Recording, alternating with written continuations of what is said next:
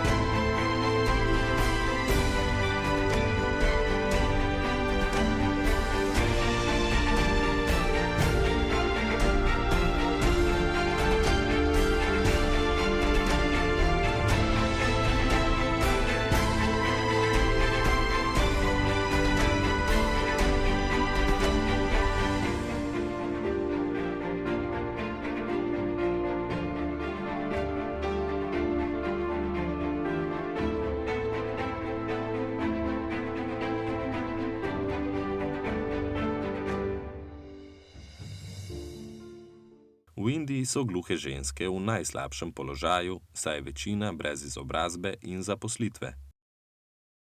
Vseindijska zveza gluhih žensk deluje že od leta 2014.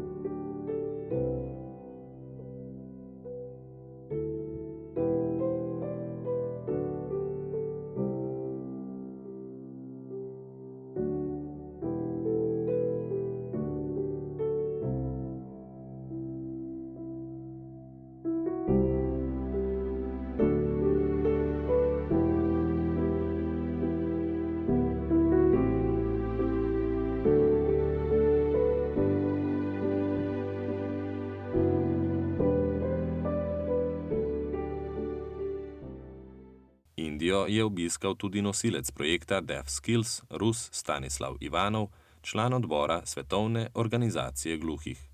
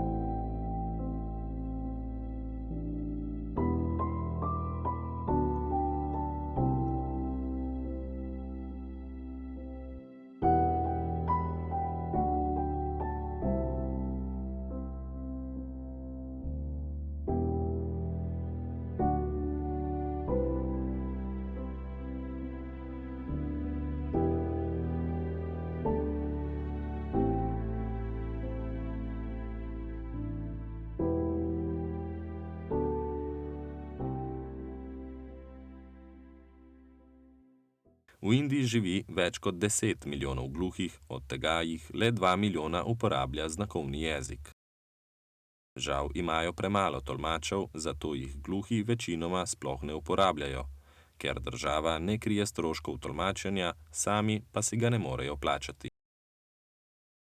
Za večjo samostojnost gluhih je že 4 leta na voljo aplikacija Signable.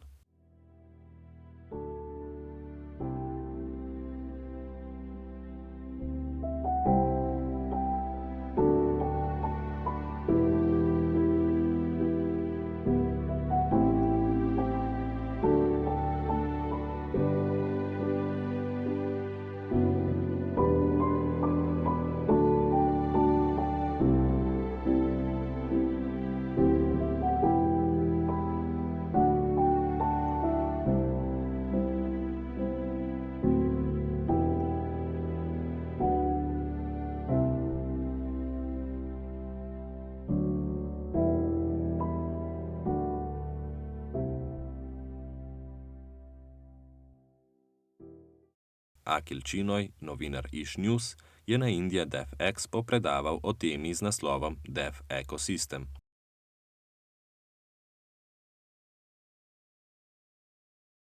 Meni, da bi se gluhi morali podpirati med seboj.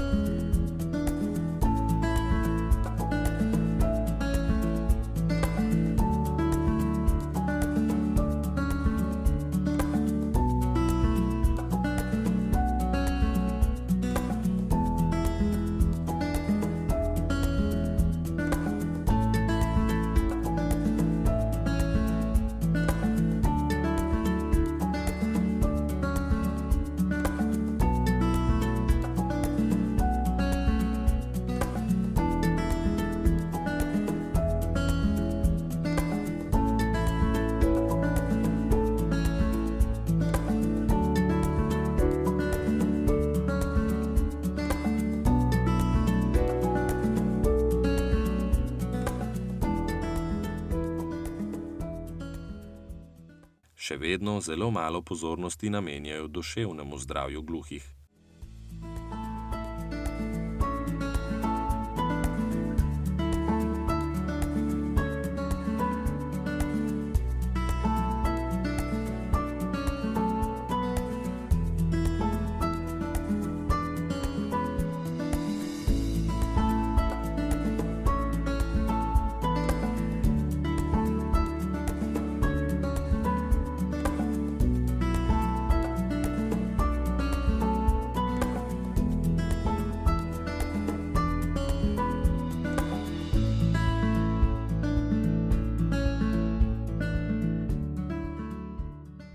Sistem izobraževanja za gluhe je zastarel.